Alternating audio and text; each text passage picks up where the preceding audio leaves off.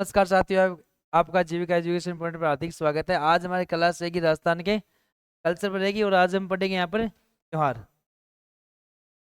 राजस्थान के प्रमुख त्योहारों पर बात रहेगी। तो ये राजस्थान के त्योहारों की बात करें,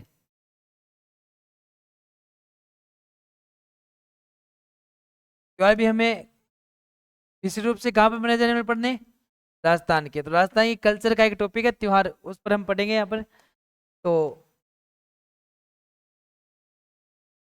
राजस्थान में जो त्योहार मनाए जाते हैं वो हमारा हिंदू कैलेंडर है, उसके तहत मनाया जाता है। हिंदू कैलेंडर, हिंदू कैलेंडर के जो 12 महीने हैं, उनकी बात करें, कितने महीने होते हैं इसमें? 12 महीने।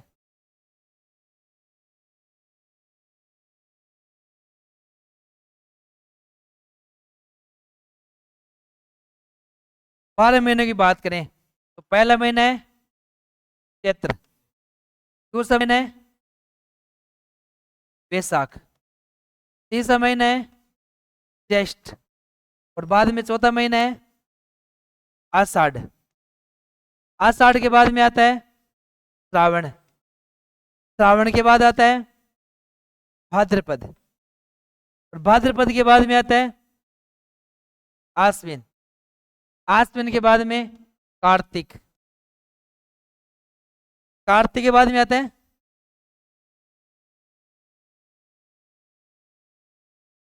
मार्गशीर्ष, बाद में आता है पौष, बाद आता है माघ, और माघ के बाद में फाल्गुन। इस प्रकार से हम देख सकते हैं यहाँ पर जो हमारे हिंदू महीने हैं, तो 12 हिंदू महीने के नाम देखिए यहाँ पर। पहला महीना कौन सा है? चैत्र। और अंतिम महीना कौन सा है? ये हमारे हिंदू कैलेंडर का पहला महीना है, प्रथम महीना, और ये हमारे हिंदू कैलेंडर का अंतिम महीना है।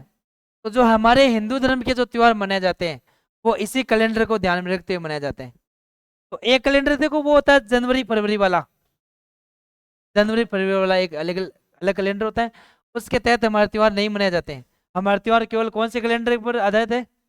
ये हिंदू कैलेंडर पर आधारित है। एक अंग्रेजी कैलेंडर होता है, अंग्रेजी कैलेंडर।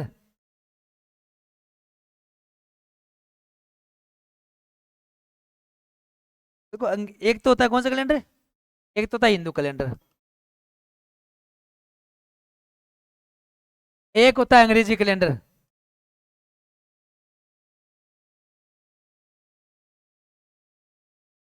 हिंदू कैलेंडर की बात करें तो ये मैंने बताया चैत्र से लेकर फाल्गुन तक, कितने महीने बताए थे अभी?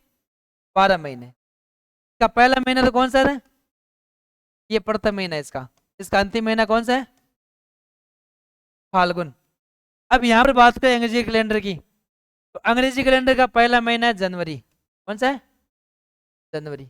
इसका अंतिम महीना है दिसंबर। तो ये जो कैलेंडर है अंग्रेजी कैलेंडर, जिसको हमें ग्रिगोरियन कैलेंडर भी बोलते हैं, क्या बोलते हैं? Gregorian calendar. हमारे जो हिंदू धर्म के त्योहार है वो इस ग्रिगोरियन कैलेंडर पर आधारित नहीं है। कौन से कैलेंडर पर आधारित है? हिंदू कैलेंडर या विक्रमी संवत वाले कैलेंडर पर आधारित है। विक्रमी संवत है ना, ये इस पर चलते हैं हम। हमारे त्योहार है सारे इसी कैलेंडर पर चलते हैं, न कि अंग्रेजी कैलेंडर पर। फिर भी हमें ये याद रखना है, इसमें जो पहला महीना कौन सा है और इसका अंतिम महीना कौन सा है। यहाँ पर पहला महीना कौन सा है, अंतिम महीना कौन सा है। यहाँ पर भी कितने महीने होते हैं? 12 महीने। कितने होते हैं? 12 महीने। और यहाँ पर भी कितने महीने होते हैं? यहाँ पर भी 12 महीने होते हैं। ये वाला जो कैलेंडर है वो किस पर आधारित है? चंद्रमा पर आधारित है। ये किस पर चलता है? चंद्रमा पर आधारित होता है ये। और ये वाला कैलेंडर है वो, ये सूर्य पर आधारित है। किस पर आधारित है? सूर्य पर आधारित है। इसमें एक साल कितने दिन का होता है? 365 दिन। और लीप वर्ष में हो जाते हैं 366 दिन। तो लीप वर्ष में कितने होते हैं? 366 दिन। वरना एक साल कितने दिन का होता है यहाँ पर? 365 दिन का। और जो हमारा जो चंद्रमा पर आधारित कैलेंडर है, जिसको हम हिंदू कैलेंडर बोलते हैं, तो विक्रमी संवत का कैलेंडर है, उसमें भी 12 महीने होते हैं। और ये वाला किस पर आधारित होता है? चंद्रमा पर। इसमें जो एक साल होता है वो 300 55 दिन का, मोट कितने दिन का होता है? 355 दिन। अब हमारे जो त्योहार है वो सारे किस कैलेंडर को ध्यान में रखते हुए मनाए जाते हैं? इस वाले कैलेंडर पर। कौन सा कैलेंडर?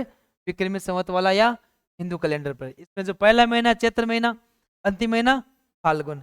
यहाँ पर भी बात करें तो ये वाला जो ग्रिगोरियन कैलेंडर है इसमें 365 दिन वाला होता है एक साल, लेकिन यहाँ पर जो हमारे हिंदू त्योहार है वो इस पर आधारित नहीं है।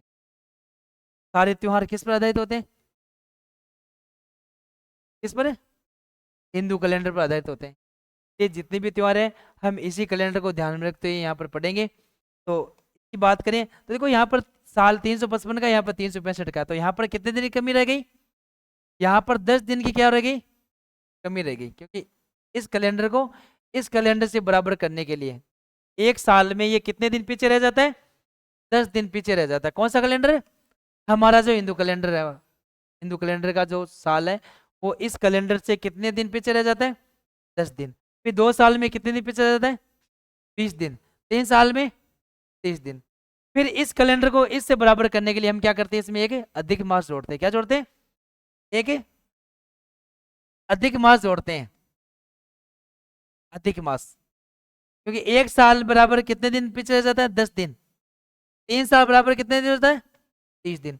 तो प्रत्येक 3 साल के बाद में, जैसे चौथा साल आता है इसमें 3 साल के बाद में हर साल हर 12 महीनों में 1 महीना एक्स्ट्रा जोड़ दिया जाता है। किसमें? इस हिंदू कैलेंडर में। क्यों? क्योंकि हम इस कैलेंडर को इससे क्या करते हैं? बराबर करते हैं उस समय। इसमें एक महीना हर 30 साल के बाद में क्या आता है? एक्स्ट्रा आता है। किसमें? इस हिंदू कैलेंडर में। क्योंकि ये एक साल में इससे कितने दिन पीछे रहता है? 10 दिन। 2 साल के बाद में 20 दिन। 3 साल के बाद में 30 दिन। तो वो 30 दिन जुड़ के क्या बनता है? एक महीना बन जाता है। इसलिए हम इस हिंदू कैलेंडर में एक क्या जोड़ते हैं? अधिक मास जोड़ते हैं। 3 साल के बाद में एक अधिक मास इसमें जोड़ दिया जाता है। किसमें? और क्यों जोड़ते हैं? इस कैलेंडर को इससे बराबर रखने के लिए। अगर ऐसा नहीं करेंगे तो आप सोचो, जैसे मान लो कार्तिक पूर्णिमा को दीपावली आती है, और कार्तिक पूर्णिमा हर वर्ष अक्टूबर के लास्ट में या नवंबर के पहले आ जाती है। ये होता है या तो 10 दिन लास्ट के अक्टूबर के या नवंबर के 10 दिन शुरुआत वाले, वहीं पर दीपावली रहती है हर बार। अगर ऐसा नहीं हो, मान लो 10 दिन ये अधिक मास नहीं जोड़ा जाए, तो हर वर्ष दीपावली 10 दिन क्या करेगी? पीछे खिसकेगी। 3 साल के बाद में कहाँ चली जाएगी दीपावली? 1 महीने पीछे चली जाएगी। 4 साल के बाद में 1 महीना 10 दिन पीछे चली जाएगी। अगर हम 10 साल तक इसको नहीं, इस अधिक मास नहीं जोड़ेंगे तो दीपावली कहाँ चली जाएगी? सोचो आप। 10 साल का मतलब है 100 दिन पीछे चली जाएगी, क्योंकि हर साल ये 10 दिन पीछे चलता है। कौन सा कैलेंडर? हमारा। इसलिए हमें 30 साल के बाद में इसमें क्या जोड़ते हैं? एक अधिक मास जोड़ते हैं, ताकि वो इससे क्या रह सके? बराबर रह सके। इसलिए हम ये इसमें अधिक मास जोड़ते हैं। अधिक मास कब जोड़ा जाता है? इसमें प्रत्येक 3 साल के बाद में। किस कैलेंडर में? हिंदू कैलेंडर में। किससे बराबर रखने के लिए? इस अंग्रेजी कैलेंडर से बराबर रखने के लिए। अब बात करें, इसका जो पहला दिन है वो कौन सा दिन है? 1 जनवरी। यही तो है ना? इसका पहला दिन कौन सा होता है? 1 जनवरी। और इसका अंतिम दिन होता है 31 दिसंबर। इसका अंतिम दिन होता है 31 दिसंबर। अब यहां पर बात करें इसके पहले दिन की, अंतिम दिन की, तो इस हिंदू कैलेंडर का जो पहला दिन होता है उसकी बात करें। हिंदू कैलेंडर का पहला महीना कौन सा है? चैत्र। तो यहां पर हर एक महीने में कितने पक्ष होते हैं?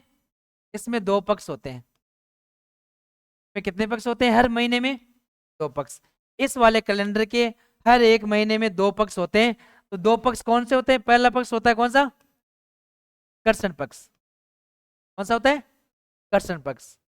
और दूसरा पक्ष होता है शुक्ल पक्ष। हर महीने के 2 पक्ष होते हैं। जैसे अंग्रेजी कैलेंडर में हमने देखा है, अंग्रेजी कैलेंडर में हर महीने में 4 सप्ताह होते हैं, पूरे साल में 52 सप्ताह हो जाते हैं उसमें। यहाँ पर सप्ताह व्यवता नहीं होते हैं, यहाँ पर क्या होते हैं? पक्ष होते हैं। हर महीने में कितने पक्ष होते हैं? 2 पक्ष। महीने कितने? चैत्र से लेकर फाल्गुन तक 12 महीने। कितने महीने? 12। इसलिए पक्ष कितने हो जाते हैं? पूरे पक्ष होते हैं 24। क्या होते हैं? ये कर्षण शुक्ल पक्ष की तरह कितने पक्ष हो जाते हैं? अब इसमें भी देखो कर्षण पक्ष है, कर्षण का मतलब होता है काला, क्या होता है? काला, इसको बोलते हैं काला पक्ष। ये काला मतलब काला रंग अशुभ का प्रतीक होता है, तो इसको बोलते हैं अशुभ पक्ष। क्या बोलते हैं? अशुभ बोलते हैं इसको, ये अशुभ हो गया। इधर बात करें शुक्ल पक्ष की, शुक्ल पक्ष मतलब शुभ पक्ष, ये शुभ है। और इस समय चंद्रमा दिखने लग जाता है, मतलब एकम के बाद में चंद्रमा, तो इस बोलते हैं रोशनी वाला पक्ष। क्या बोलते हैं? ये रोशनी वाला पक्ष है। दूसरी बात करें तो इसे बोलते हैं बद्धी। क्या बोलते हैं? बद्धी पक्ष। इसको बोलते हैं सुधी पक्ष। तो जितने भी मांगलिक कार्य सर्वाधिक जिस पक्ष में होते हैं वो पक्ष कौन सा होता है? शुक्ल पक्ष। यहाँ पर शुक्ल पक्ष को शुभ पक्ष माना जाता है, तो रोशनी वाला पक्ष मानते हैं, ये शुद्धि पक्ष होता है। इसलिए ज्यादा मुहूर्त वगैरह कौन से पक्ष में निकलते हैं? हमारे शुक्ल पक्ष में। अब कर्षण पक्ष की बात करें तो कर्षण पक्ष देखो एकम से शुरू होता है। कहां से होता है? एकम से। हर महीने का, इस हिंदू कैलेंडर के हर एक महीने का, चैत्र, वैशाख, ज्येष्ठ, आषाढ़, श्रावण, भाद्रपद, इस प्रकार से जितने भी महीने, उसमें हर पक्ष का पहला दिन कौन सा है? एकम होता है। एकम को हम प्रतिपदा ही बोल सकते हैं। क्या बोल सकते हैं? प्रतिपदा, तो बोलते हैं प्रतिपदा। पहला दिन एकम, और अंतिम दिन कौन सा होता है इस पक्ष का? अमावस। क्या होता है? इसका अंतिम दिन होता है अमावस। क्या होता है?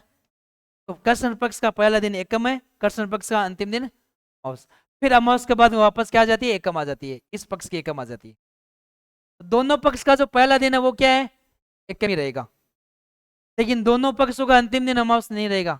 यहाँ पर एकम के बाद में वापस 15 दिन तक, ये 1 से 15 और ये भी 1 से 15 दिन चलता है।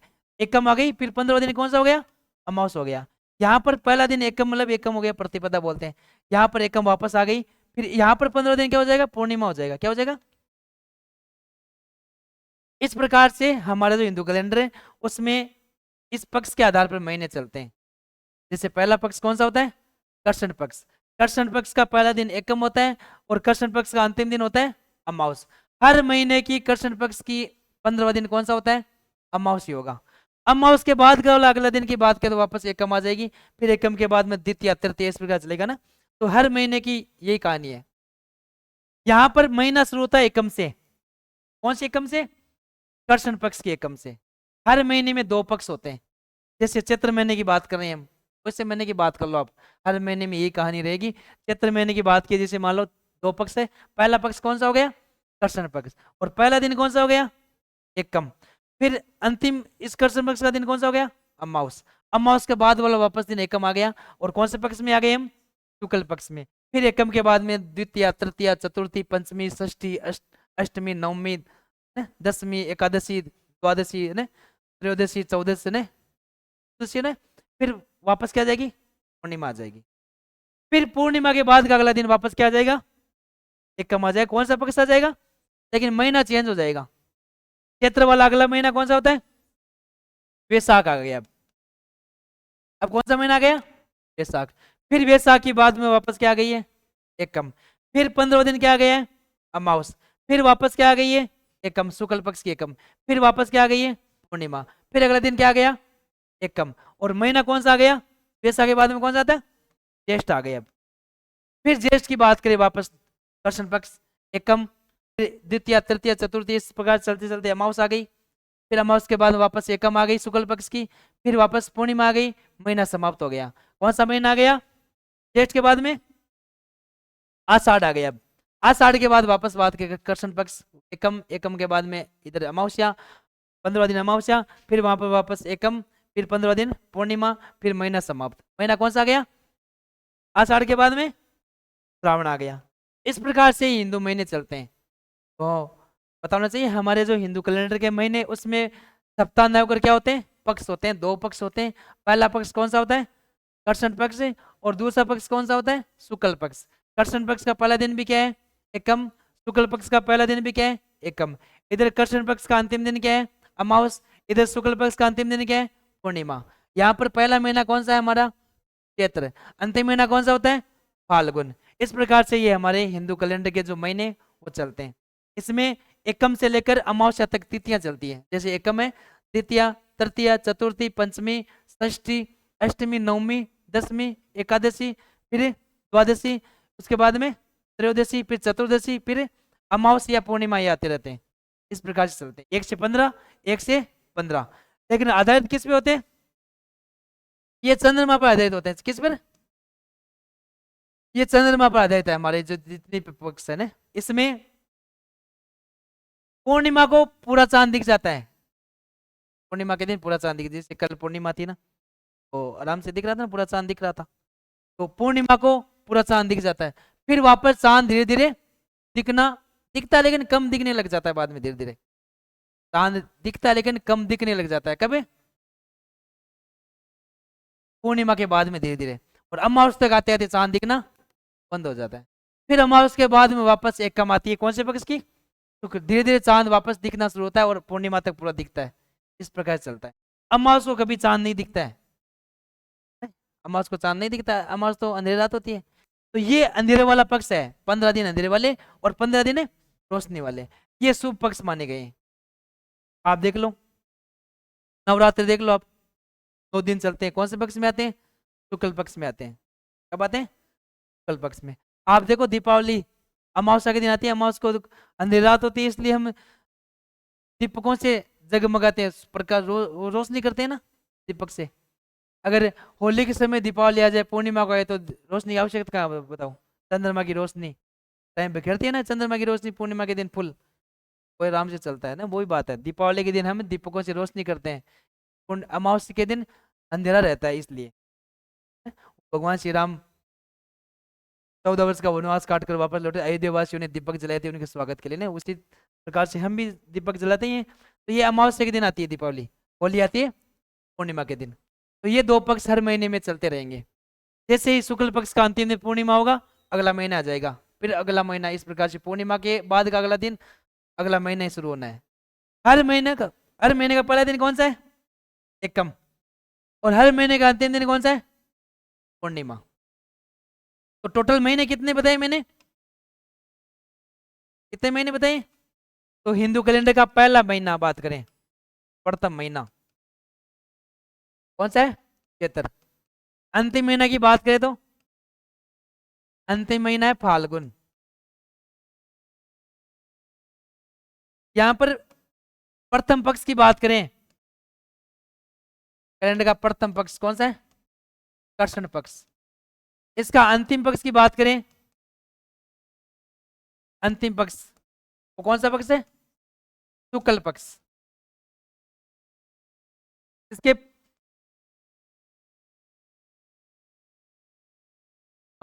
प्रथम तिथि की बात करें तो क्या है? एकम। और अंतिम तिथि की बात करें तो पूर्णिमा। अंतिम तिथि की बात करें तो कौन सी हो जाएगी? पूर्णिमा। ये महीनों के बारे में बातें हैं, ये महीने चलते हैं। इसमें 2 पक्ष होते हैं, शुक्ल पक्ष और कृष्ण पक्ष। ये 12 महीनों की कहानी है। अब आगे चलें। इसका जो पहला दिन है, प्रथम दिन, इस कैलेंडर का पहला दिन, पूरे कैलेंडर की बात करें, महीने की बात नहीं कर रहे हैं ना, ये तो महीने की बात है। हर महीने की प्रथम तिथि क्या होती है? एकम होती है। हर महीने की अंतिम तिथि क्या होती है? पूर्णिमा। अब बात करें प्रथम दिन, इस कैलेंडर का पहला दिन कौन सा? जैसे हमने अंग्रेजी कैलेंडर का तो पता है हमको, 1 जनवरी नया साल मनाते हैं। यहाँ पर बात करें नया साल की बात करें, तो मैंने अभी बताया पहला पक्ष कौन सा होता है? कृष्ण पक्ष। और दूसरा शुक्ल पक्ष। अब महीना कौन सा पहला है इसका? चैत्र। तो ये तो ठीक है, चैत्र महीने में आएगा पहला दिन। पहला दिन कब आएगा? चैत्र महीने में आएगा। अब चैत्र महीने में आएगा कब? क्योंकि इसका जो पहला पक्ष है वो तो क्या है? अशुभ। इसलिए हमें जो नया साल है, तो पहला दिन मानते हैं नया साल, नव वर्ष मानते हैं हिंदू कैलेंडर का, वो इस पक्ष में नहीं मनाएंगे। क्यों नहीं मनाएंगे? क्योंकि ये इसको हमने क्या माना है? अशुभ माना है। इसको क्या माना हमने? अशुभ। इसलिए हम इस कृष्ण पक्ष में नया साल है कभी नहीं मनाएंगे। तो कब मनाएंगे फिर? तो इसका जो पहला दिन शुभ मानेंगे वो बने कौन सी पक्ष का? शुक्ल पक्ष का। जैसे कृष्ण पक्ष समाप्त होगा, कौन सा पक्ष आएगा? शुक्ल पक्ष। चैत्र शुक्ल एकम को, चैत्र शुक्ल एकम को हम क्या मनाते हैं? हिंदू नववर्ष मनाते हैं। क्या मनाते हैं? हिंदू नववर्ष। क्यों मनाते हैं? क्योंकि जो कृष्ण पक्ष शुभ नहीं है, क्योंकि वरना देखो चैत्र कैलेंडर का पहला दिन इसी पक्ष का होता है, एकम। कृष्ण पक्ष की एकम है, हर महीने का पहला दिन है। तो इसलिए चैत्र महीने का भी पहला दिन कौन सा होना चाहिए? चैत्र कृष्ण एकम। लेकिन चैत्र कृष्ण एकम वाला दिन है वो क्या है? अशुभ माना है हमने, क्योंकि वो पखवाड़ा क्या है, काला पकौड़ा मानते हैं उसको, कृष्ण पक्ष बोला इसलिए। तो इसलिए हमें यहाँ पर इसको शुभ नहीं मानते हुए इस शुक्ल पक्ष को शुभ मानना है हमके। इसलिए यहाँ पर हिंदू नववर्ष कब मनाना मानते हैं हम? चैत्र शुक्ल एकम को। तो हमारे देश में इस चैत्र शुक्ल एकम को प्रतिवर्ष कौन सा दिवस मनाया जाता है? हिंदू नववर्ष मनाया जाता है। इसलिए हमारा जो कैलेंडर है उसका जो पहला नया साल का जो पहला दिन है वो कब है? चैत्र शुक्ल एकम। और अंग्रेजी कैलेंडर कब हो गया? 1 जनवरी को। अंतिम दिन कब है उसका? 31 दिसंबर। अब बात करें इसका अंतिम दिन की बात करें, ये तो पहला दिन हो गया नववर्ष। अंतिम दिन की बात करें वो भी चैत्र में आएगा। वो भी कौन से महीने में आएगा? चैत्र महीने में। क्यों आएगा? क्योंकि कृष्ण पक्ष का जो अंतिम दिन है वो हो जाएगा। कि हमने कृष्ण पक्ष सॉरी चैत्र महीने को बीच से शुरू किया यहाँ पर नववर्ष। बीच में शुक्ल पक्ष में तो मनाइए एकम को। देखो ये देखो आप, हमने अभी जो ये मान लो चैत्र महीना है आपके सामने, कृष्ण पक्ष पूरा हो गया। शुरू तो कौन सा दिन है इसका? एकम को। चैत्र महीना एकम से शुरू हो गया है। हमने नया साल कब माना है इसको? शुक्ल पक्ष से एकम को। इसलिए हमने यहाँ से शुरू माना नववर्ष। तो बाकी तो 15 दिन बच गए ना इस क्षेत्र के, और इसका अंतिम दिन कौन सा बच गया? अमावस। इसलिए अंतिम दिन कौन सा लिख सकते हैं हम? अमावस। चैत्र महीने की अमावस, याद रखियो, चैत्र अमावस्या। चैत्र अमावस्या यहाँ पर हिंदू कैलेंडर का अंतिम दिन है। हमारा जो हिंदू कैलेंडर है चैत्र से फाल्गुन तक भले ही चलता होगा, लेकिन फाल्गुन पूर्णिमा इसका अंतिम दिन नहीं है। अगर वैसे देखें हम महीनों के अनुसार, तब तो पहला दिन चैत्र कृष्ण एकम वाला है, अंतिम दिन है फाल्गुन पूर्णिमा, होली का दिन। लेकिन यहाँ पर हम नववर्ष मना रहे हैं इस शुक्ल पक्ष में एकम को, इसलिए 15 दिन जो बचे हैं चैत्र महीने, वो अंतिम दिन तो वही होगा अमावस वाला। अमावस्या ये इसका इस कैलेंडर क्या है? अंतिम दिन हो जाएगा इसका, इस कैलेंडर का। याद रखना पहला दिन कौन सा है? चैत्र शुक्ल एकम, और अंतिम दिन कौन सा है? चैत्र अमावस्या। तो हमारा जो हिंदू कैलेंडर है वो चैत्र शुक्ल एकम से लेकर चैत्र अमावस्या तक चलता है। ये राउंड फिगर में ये तो आ जाता है। तो चैत्र महीना पहला भी है और अंतिम भी है। त्योहारों के अनुसार याद रखो। तो इसका जो पहला महीना वो भी कौन सा हो जाएगा? चैत्र हो जाएगा। अंतिम महीना कौन सा हो जाएगा? चैत्र। तो यहाँ पर हम चैत्र महीना लिख सकते दोनों ने। ये तो जो सरकारी काम काज चलते हैं ना, इसमें अंतिम महीना फाल्गुन को माना गया है। चैत्र से फाल्गुन तक चलता है शक संवत। हमारे सरकार के द्वारा कौन से कैलेंडर को मान्यता दी गई है? शक संवत वाले। शक संवत भारत का क्या है? ये भारत का राष्ट्रीय संवत है ये। लेकिन ये कौन सा संवत है? शक संवत है। किसने चलाया था? कनिष्क ने। किसने चलाया था? कनिष्क ने 78 ईस्वी में चलाया था। ये शक संवत है। ये विक्रमी संवत है। शक संवत में भी महीने वही है, चैत्र से लेकर फाल्गुन तक चलता है वो भी। लेकिन उसमें पहला दिन इस प्रकार से नहीं है। उसमें चैत्र कृष्ण एकम का पहला दिन है और फाल्गुन पूर्णिमा का अंतिम दिन है शक संवत वाले में। तो यहाँ पर हम जो हिंदू कैलेंडर की बात करें उसका पहला और अंतिम महीना क्या है? चैत्र महीना रहेगा।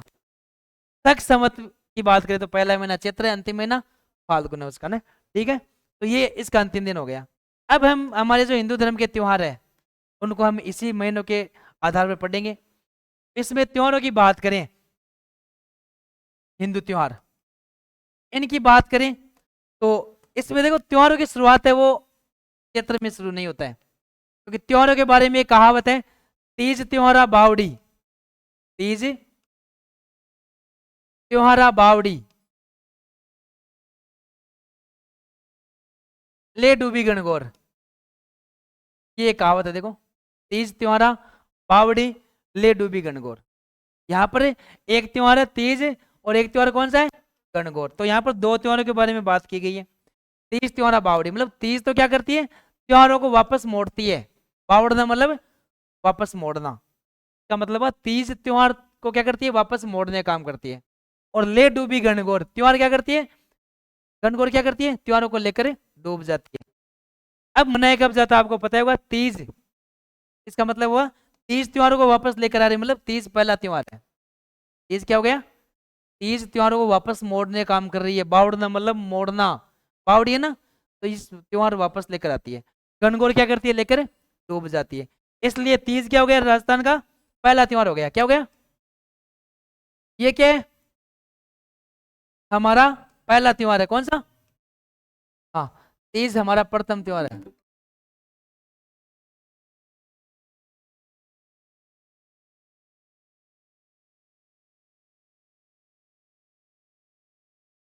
प्रथम त्योहार कौन सा है?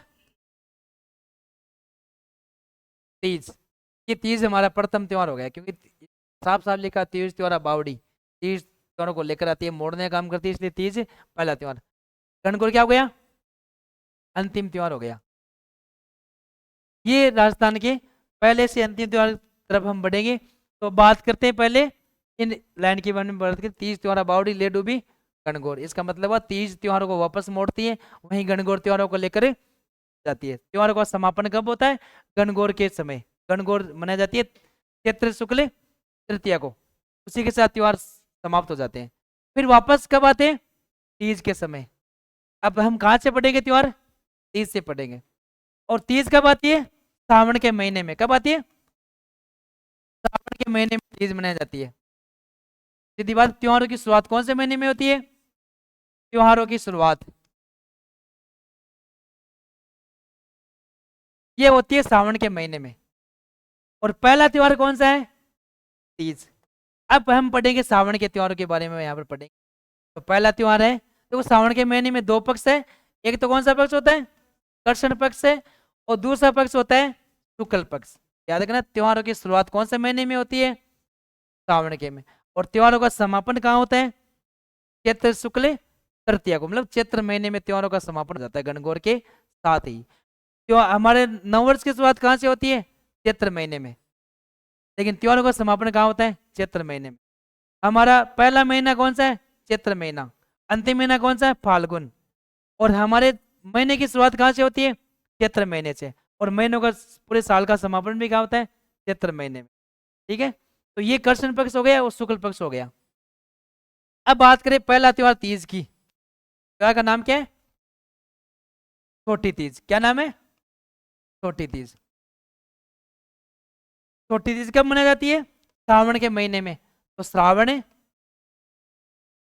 शुक्ल तृतीया, शुक्ल पक्ष में ये तीज आती है। श्रावण शुक्ल तृतीया को छोटी तीज मनाई जाती है। छोटी तीज कब आती है? श्रावण महीने में। और श्रावण के महीने में हमारे जो धरा है, धरती है, वो चारों तरफ से आप देखते हो तो हरियाली में हरे रंग की चादर वो छा जाती है, हरे रंग की ना हरियाली छा जाती है, इसलिए इसको हम क्या बोलते हैं? हरियाली तीज। क्या बोलते हैं? हरियाली तीज बोलते हैं इसको। श्रावण में आती है इसलिए इसको श्रावणी तीज भी बोलते हैं। क्या बोलते हैं? श्रावणी तीज। इसे गारिया तीज भी बोलते हैं। क्या बोलते हैं? गारिया तीज। इसके अलावा इसे झूला तीज, क्योंकि इस समय इस तीज पे झूले डाले जाते हैं, झूला तीज। इस ये छोटे तीज का जो त्योहार है, ये नवविवाहिता कहाँ मनाती है? मायके में मनाती है। पहला नवविवाहिता अपना पहला छोटी तीज का त्योहार कहाँ मनाती है? मायके में मनाती है। मायके में मनाती है। कौन है? नवविवाहिता। नवविवाहिताएं अपना पहला तीज का त्योहार कहाँ मनाती है? मायके में मनाती है। यहाँ पर इस तीज के अवसर पर महिला लहरिया ओढ़ती है। क्या ओढ़ती है? लहरिया। लहरिया ओढ़ना ओढ़ती है यहाँ पर। किस त्योहार पर? तीज के। और पुरुष क्या करते हैं? लहरिया सापा पहनते हैं। लहरिया सापा। ये छोटे तीज के समय की बात है। इसके अलावा बात करें तो तीज की सवारी कहाँ निकलती है? जयपुर में। तीज की सवारी राजस्थान के जयपुर में निकलती है। तो राजस्थान में तीज का मेला जयपुर में, तीज की सवारी भी कहाँ पर है? जयपुर में। यहाँ पर माता पार्वती की पूजा की जाती है। राजस्थान में कभी भी तीज का त्योहार, कोई भी तीज का त्योहार आए, समय मुख्य रूप से किस माता की पूजा होती है? पार्वती की पूजा होती है। किसकी होती है? माता पार्वती की पूजा होती है। राजस्थान में हर महीने में दो तीज आती है। मुख्य मुख्य तीजों की तरफ आपको ध्यान रखना है। जैसे गणगौर है, वो भी तीज है। ये छोटी तीज है। इसके बाद में बड़ी तीज पढ़ेंगे हम, भादवे की तीज आएगी, वो बड़ी तीज। तो यहाँ पर बात करें छोटी तीज के बारे में, तो श्रावण शुक्ल तृतीया को याद रखना है। इसके उपनाम की बात करें तो इसे हरियाली तीज कहा जाता है। इसे श्रावणी तीज कहा जाता है, इसे गारिया तीज भी कहा जाता है, इसे दूल्हा तीज भी कहा जाता है। और नई विवाहिताएं अपने पहला तीज का त्योहार कहाँ मनाती है? मायके में, क्योंकि सावन का जो पहला महीना होता है हमारे कल्चर में ये है कि जिसकी शादी हो चुकी है किसी भी लड़की की, वो अपने पहला सावन का महीना कहाँ रहेगी? अपने मायके में रहेगी। ये कहा जाता है कि सासू और बहू एक जगह नहीं रहती है, ये परंपराएं हैं, देखो रीति रिवाज है, से वो अलग रहती है। ये कहा जाता है कि वो बहू है वो सासू माँ पे क्या पड़ती है? भारी पड़ती है। ये कहा जाता है अकाल मृत्यु हो जाती है अगर एक जगह रहे तो पहला सावन का महीने में। ये वो पहला तीज का त्योहार कहाँ मनाती है? अपने पिहर में मनाती है, मायके में मनाती है। लहरिया ओढ़ना ओढ़ती है, पुरुष से लहरिया छापा पहनते हैं। ये तीज की सवारी जयपुर में निकलती है। ठीक है, अब देखते हैं अगला त्योहार, सावन महीने का अगला त्योहार देखते हैं। एक बड़ा त्योहार है रक्षाबंधन। कौन सा त्योहार? रक्षाबंधन। ये भी कब मनाया जाता है? श्रावण के महीने में। तो श्रावण पूर्णिमा को, श्रावण महीने का अंतिम दिन, देखो किसी भी महीने का अंतिम दिन कौन सा होता है? पूर्णिमा। इसलिए श्रावण पूर्णिमा कौन सा त्योहार मनाते हैं? रक्षाबंधन। रक्षाबंधन इसे नारियल पूर्णिमा भी कहा जाता है। क्या कहते हैं इसे? नारियल, इसे नारियल पूर्णिमा भी कहा जाता है। किसको? रक्षाबंधन को। इस दिन श्रवण कुमार की पूजा होती है। किसकी? श्रवण कुमार की पूजा। देखो रामायण में आपने देखा होगा, रामायण में भगवान श्री राम के पिताजी दशरथ जब जंगल में शिकार करने के लिए जा रहे थे, दशरथ शब्द वेदी बाण चलाना जानते थे, तो उसने एक शब्दों की आठ सुनकर एक तीर चलाया था और सीधा जाकर किसको लगता है? श्रवण कुमार को। और श्रवण कुमार दशरथ का क्या था? ये भांजा था। किसका? दशरथ का भांजा है। कौन है? श्रवण कुमार। तो ये कहा जाता है कि इस दिन श्रवण कुमार की हत्या की थी। किसने? दशरथ ने। वो बोलवंश तीर चलाया था, वो तो किसी जानवर को मारने के लिए चलाया गया था, शिकार करने के लिए। पानी की कल कल की आवाज जब दशरथ को कानों में सुनाई देती है, तब उसने एक तीर चलाया था। वो तीर जाकर किसको लगा? सीधा दशरथ को। और दशरथ वहीं पर क्या हो जाते हैं? वीरगति, सॉरी, श्रवण कुमार, श्रवण कुमार वहीं पर वीरगति को प्राप्त हो जाती है। दशरथ ने श्रवण कुमार को मार दिया था इस दिन। इसलिए यहाँ पर श्रवण कुमार की पूजा का प्रावधान है। किस त्योहार के दिन? रक्षाबंधन के दिन। इस दिन अमरनाथ की यात्रा के अंतिम दर्शन किया जाता है। यहाँ पर इस दिन अमरनाथ की यात्रा के अंतिम दर्शन, अमरनाथ की यात्रा के अंतिम दर्शन करवाए जाते हैं इस दिन। किस दिन? रक्षाबंधन के दिन। तो अमरनाथ मतलब बर्फानी बाबा, तो दूसरे नाम से किस नाम से जानते हैं? से बर्फानी बाबा कहा जाता है। तो अमरनाथ की यात्रा यहाँ पर प्रतिवर्ष यहाँ पर जम्मू कश्मीर तरफ यात्रा की जाती है। अमरनाथ की यात्रा है। अमरनाथ की यात्रा के अंतिम दर्शन कब किए जाते हैं? जी, रक्षाबंधन के।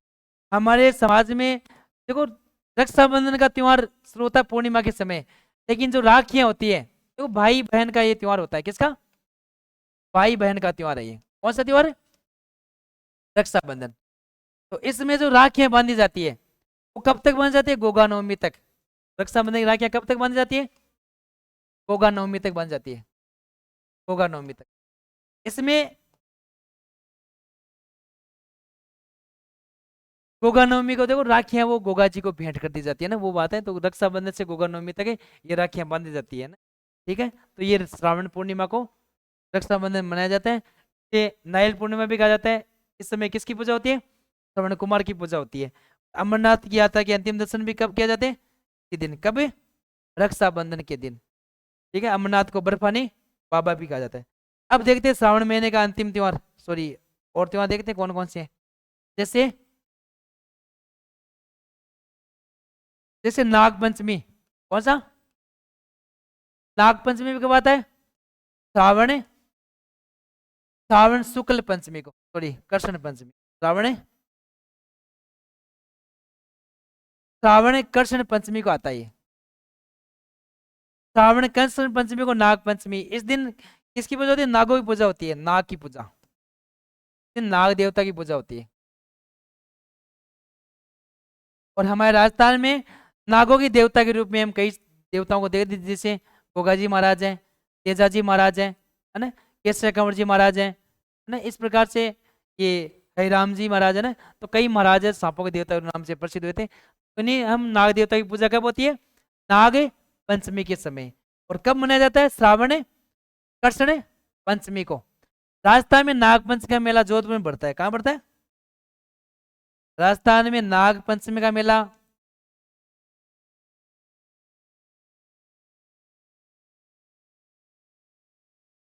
जोधपुर में बढ़ता है। कहाँ बढ़ता है?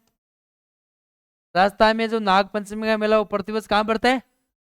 जोधपुर में बढ़ा जाता है। ये आपको याद रखना है। इसके अलावा और त्योहार की बात करें इस महीने में, तो यहाँ पर आती है निडरी नवमी। कौन सी नवमी? निडरी नवमी आती है। ये भी श्रावण के महीने में आती है। श्रावण कृष्ण नवमी, श्रावण कृष्ण नवमी को आती है।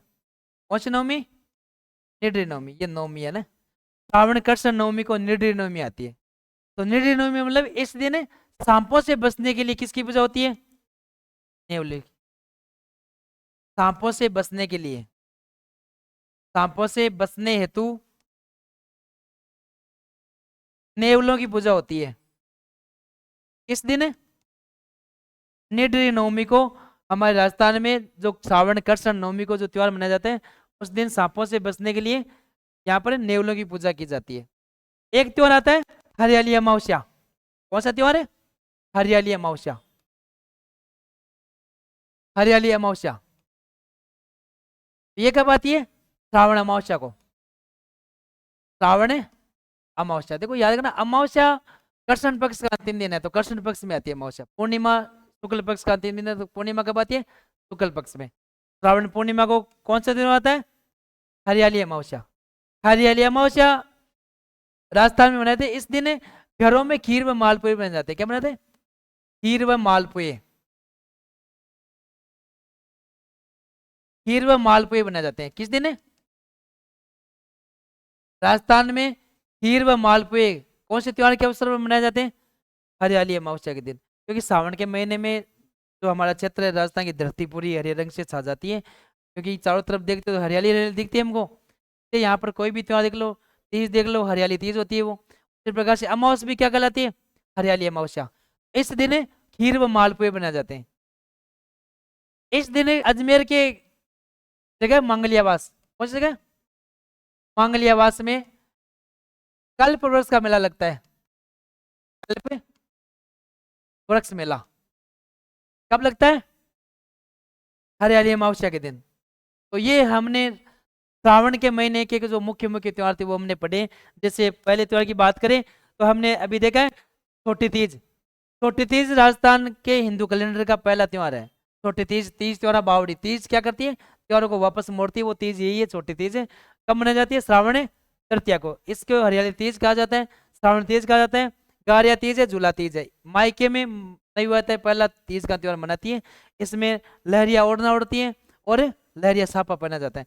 पुरुष लोग मदिल का साफा कहाँ पहनते हैं? मदिल की पगड़ी। मदिल की पगड़ी दशहरे पर पहनी जाती है। कब?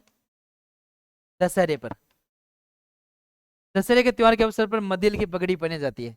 यहाँ पर लहरिया पगड़ी पहनी जाती है। ठीक है। तीज के बाद में हमने देखा था रक्षाबंधन। रक्षाबंधन भी राजस्थान का एक बड़ा त्योहार है, भाई बहन का त्योहार है।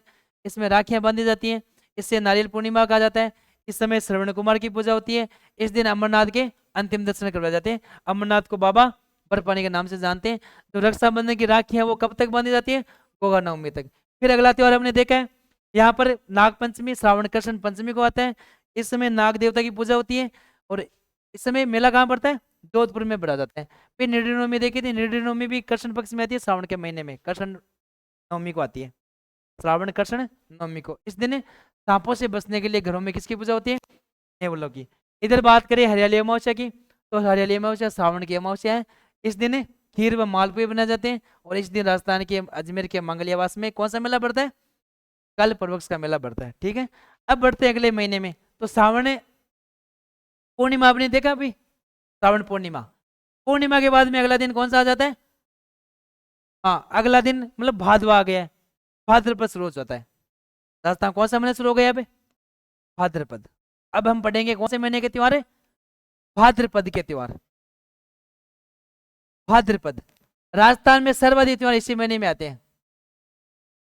राजस्थान में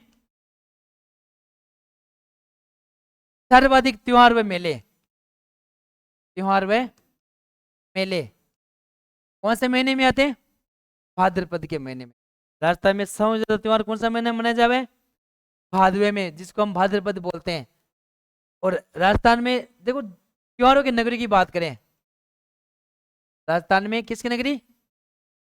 त्योहारों की नगरी कौन सी है? जयपुर। जयपुर को राजस्थान में त्योहारों की नगरी के नाम से जानते हैं। राजस्थान में सर्वाधिक जो त्योहार है कौन से महीने में मनाए जाते हैं? भाद्रपद में मनाए। राजस्थान में त्योहार की शुरुआत की बात करें वो कब होती है? सावन के महीने में। राजस्थान में नववर्ष की बात करें, हिंदू नववर्ष की, वो कब मनाई जाती है? चैत्र शुक्ल एकम को। कृष्ण पक्ष को क्यों नहीं मनाते? क्योंकि वो अशुभ पक्ष मानते हैं। 15 दिन का जो अगला पखवाड़ा है, 15 दिन का शुक्ल पक्ष वाला, वहीं से एकम को हम नया साल मनाते हैं। अब इसमें बात करें भाद्रपद के महीने में, इसमें सर्वाधिक त्योहार मनाए जाते हैं कौन से महीने में? भाद्रपद के महीने में। ठीक है, तो अब हम यहाँ पर भाद्रपद महीने के त्योहार पढ़ेंगे। इसमें पहला त्योहार, प्रमुख त्योहार कौन सा है? पहला प्रमुख त्योहार कौन सा हो जाता है? हाँ, तो हमने वहां पर छोटी तीज पढ़ी थी, यहाँ पर क्या पढ़ेंगे? बड़ी तीज पढ़ेंगे। यहाँ पर बड़ी तीज की बात करते हैं। बड़ी तीज ये कौन से महीने में आती है? ये भाद्रपद महीने में आती है। भाद्रपद कृष्ण तृतीया को। ये भी तीज है, लेकिन ये कृष्ण पक्ष में मनाई जाती है। ये बड़ी तीज है। इसके कई उपनाम मिलेंगे आपको, जैसे सातुड़ी तीज, इस दिन सत्तू मनाए जाते हैं, सातुड़ी तीज बोलते हैं इसको। इसे बूढ़ी तीज बोलते हैं। क्या बोलते हैं? बूढ़ी तीज। इसे कजली तीज बोलते हैं, कजली तीज। इसे उजली तीज भी बोलते हैं। क्या बोलते हैं? उजली तीज। तो ये इस तीज के प्रमुख नाम हमको देखने को मिलेंगे। बुढ़ी तीज, सातुड़ी तीज, कजली तीज और उजली तीज। किस तीज को कहा जाता है? बड़ी तीज को कहा जाता है। ये प्रतिवर्ष भाद्रपद कृष्ण तृतीया को मनाई जाती है। इसमें बात करें, इसमें देखो, इसमें नीम की पूजा का प्रावधान है। किसकी पूजा? इसमें नीम की पूजा का प्रावधान है। इसमें नीम की पूजा होती है। पूजा होती है इस त्योहार के अवसर पर, नीम की पूजा होती है। किस त्योहार पर है? ये कजली तीज के मेल, कजली तीज के अवसर की बात है या बड़ी तीज की बात है ना? इस दिन चंद्रमा की पत्नी, चंद्रमा की पत्नी रोहिणी की पूजा होती है। किसकी होती है? रोहिणी की पूजा। इस दिन देखो, यहाँ पर महिलाएं उपवास रखती हैं, चंद्रमा के दर्शन करने के बाद उपवास को तोड़ती है। तो ये कहा जाता है कि इस दिन प्रदेश गया हुआ पति वापस लौट कर आ जाता है। इसे महिला व्रत रखती है ना, इस दिन उसका पति प्रदेश गया हो तो वापस लौट कर आ जाता है। वो बड़ी तीज का त्योहार है। राजस्थान में कजली तीज के मेले की बात करें, कौन सा मेला? कजली तीज का मेला। ये मेला बूंदी में बढ़ता है। कहाँ बढ़ता है? बूंदी में बढ़ता है। वरना राजस्थान में तीज की सवारी पूछे तो आपको जयपुर याद रखना, तीज का मेला भी कहाँ याद रखना है? जयपुर। लेकिन आपको कजली तीज का मेला पूछे तो कहाँ पर याद करना है? वो बूंदी में। तो ये हमारे राजस्थान के प्रमुख त्योहार है। इससे आगे हम कल पढ़ेंगे। तो हमने भाद्रपद के त्योहार यहाँ पर शुरू कर दिए। जैसे पहला त्योहार कौन सा पढ़ा है? बड़ी तीज वाला। इससे आगे वाले त्योहार हम कल पढ़ेंगे। धन्यवाद।